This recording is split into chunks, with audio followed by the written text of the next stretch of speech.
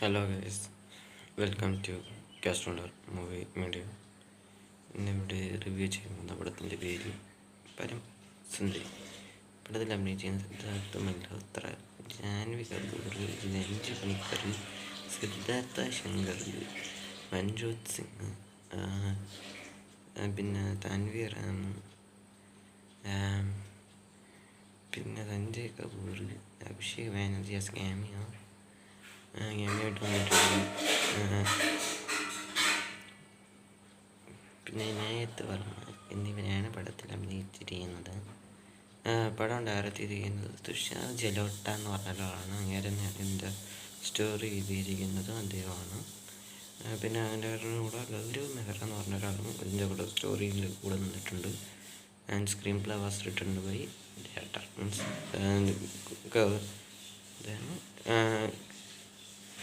ജലോട്ട തന്നെയാണ്, തുഷാർ ജലോട്ടയാണ് സിനിമയുടെ സ്ക്രീൻ പ്ലേ ചെയ്തിരിക്കുന്നത്. Produced by Dinesh Vijan, Maddock films. Production designer Sharanya Menon, cinematographer Santhana Krishnan Ravichandran, editor Manish Pradhan. പിന്നെ ഇതിൻ്റെ സെറ്റ് ഡെക്കറേറ്റർ യതീഷ ജെയിൻ. ഇത്രയാണ് എനിക്ക് പിന്നെ പറയാൻ പറഞ്ഞത്. Music by Sachin Jigar teams. Sachin ജിഗറാണ് ടീമാണ് ഇതിൻ്റെ മ്യൂസിക് ചെയ്തിരിക്കുന്നത്. ഇത്രയാണ് എനിക്ക് സിനിമയുടെ കാസ്റ്റിൻ്റെ ക്രൂ വൈസ് എനിക്ക് അറിയാവുന്നൊരു കാര്യം. പടം എങ്ങനെയുണ്ട് ചോദിച്ചാൽ ഇറ്റ്സ് ആവറേജ് ഫിലിം. ഫസ്റ്റ് ആദ്യം ഇതിൽ പോസിറ്റീവ്സ് പറയും.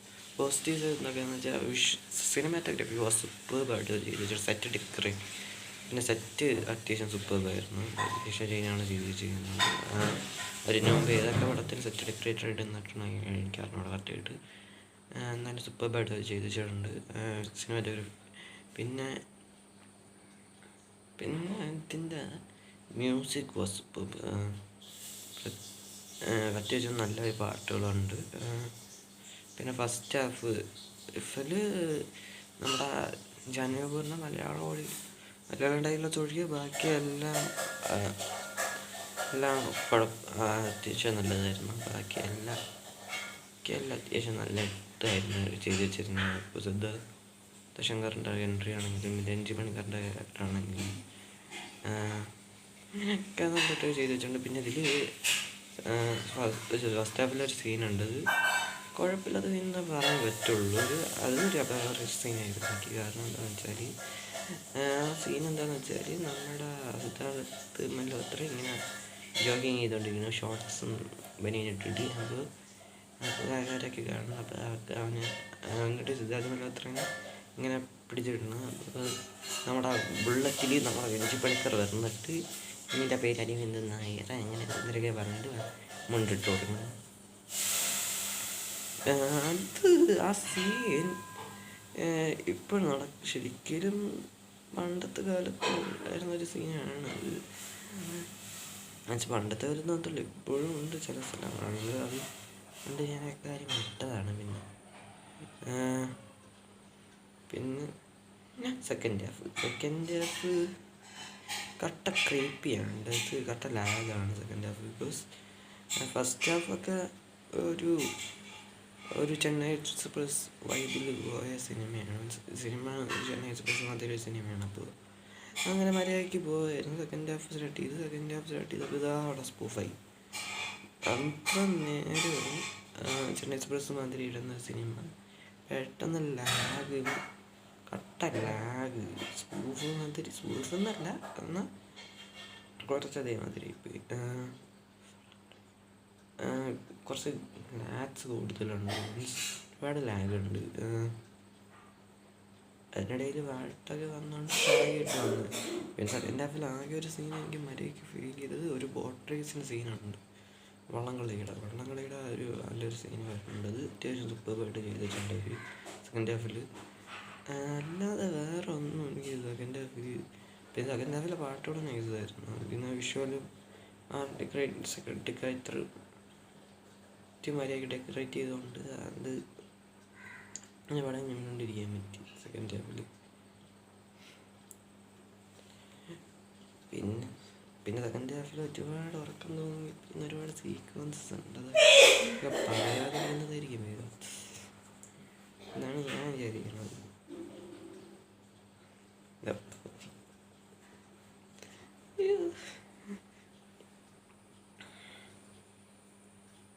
പിന്നെ എനിക്ക് ദിനേശ് വിജയനോട് പറയാനുണ്ട്, സിനിമയുടെ ഡയറക്ഷൻ സെക്കൻഡ് ഹാഫിൽ കട്ട ബോറായിരുന്നു. ബിക്കോസ് ഈ സിനിമയുടെ ഡയറക്ഷൻ വല്ല രോഹിത് ഷെട്ടിനെയും വിളിച്ചുകൊണ്ട് വരാമായിരുന്നു എനിക്ക് ഫീൽ ചെയ്തു. ബിക്കോസ് അങ്ങനെയായിരുന്നെങ്കിൽ നമുക്ക് വീണ്ടും ഒരു 12-13 വർഷമോ 12-13 വർഷമായിരുന്നു തോന്നുന്നത് ചെന്നൈ എക്സ്പ്രസ് ഇറങ്ങിയിട്ട്. അപ്പോൾ ചെന്നൈ എക്സ്പ്രസ് മറ്റേ എൻ്റർടൈനർ കിട്ടുമായിരുന്നു എന്ന് എനിക്ക് ഫീൽ ചെയ്ത സിനിമ സെക്കൻഡ് ഹാഫ് സ്റ്റാർട്ട് ചെയ്തപ്പോൾ. കാരണം സെക്കൻഡ് ഹാഫ് അമ്മാതിരി, ഞാൻ എന്നോട് പറയാം, സെക്കൻഡ് ഹാഫ് അമ്മാതിരി ലാഗാണ്. ആകെ അതിൽ ഒരു മര്യാദ ഉണ്ടെങ്കിൽ അത് മറ്റേ വള്ളംകളിയുടെ സീനാണ്. അതൊന്നും എനിക്ക് ഫസ്റ്റ് ഹാഫിൽ അങ്ങനെയൊന്നും ഫീൽ ചെയ്തില്ല. പിന്നെ സ്റ്റോറി വൈസ് ചെന്നൈ എക്സ്പ്രസ് ആണ്. ആ ടെംപ്ലേറ്റ് ഒരുപാട് നാൾക്ക് ശേഷമാണ് ഹിന്ദി സിനിമയിലോട്ട് വരുന്നത് എനിക്ക് തോന്നുന്നത്. I don't know. അതിന് മുമ്പ് വേറെ ഏതെങ്കിലും പടത്തിൽ വന്നിട്ടുണ്ടെന്ന് ഗൂഗിൾ അടിച്ച് നോക്കേണ്ട അവസ്ഥയാണ്. എന്തായാലും ഇന്നലെ സിനിപോളീസിൽ 10:40 സിനിമ കാണാൻ പോയത്. അവിടെ എത്തിയപ്പോൾ 2 മണി, രാവിലെ 2 മണി എന്തൊരു അതുകൊണ്ടിട്ട് ഞാൻ ഉറങ്ങിപ്പോയി. അതുകൊണ്ടാണ് അപ്പം ഞാൻ എൻ്റെ റിവ്യൂ ഇടാൻ തരുന്നത്. Please understand. എന്തായാലും പടം കണ്ടമാരാണെങ്കിൽ അഭിപ്രായം പറയുക.